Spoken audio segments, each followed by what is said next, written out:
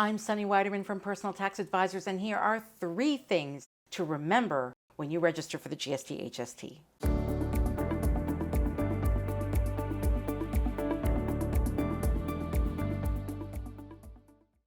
So the first thing that you need to remember about the GST HST is that as long as you have a GST HST number and you're registered, you have to collect the tax on all your self-employment income. So that means that even if your revenue is dropping below the $30,000 mark, if you have already registered for the GST HST and assuming that you haven't closed the account, you still have an obligation to collect that tax.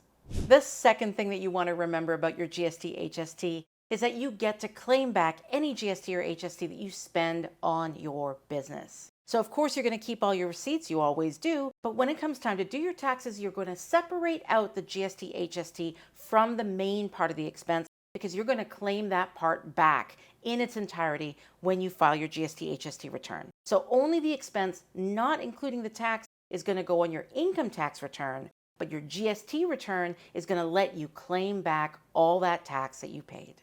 The third thing to remember about your GST HST is that you must file returns regularly. Everybody forgets this one. Everybody seems to be really aware that you need to remit the GST and HST that you collect to the government. But that is not the same as filing a return. The return is what explains to the government why you are giving them the money that you are giving them. It's the basic calculation of how much you collected and how much you're claiming back on your business expenses, and finally a finished figure of how much you are remitting. It's not enough to remit the tax, you have to file the return as well. If you've already paid your tax, you've remitted your GST to the government, and they're still asking for something, chances are you've forgotten to file a return.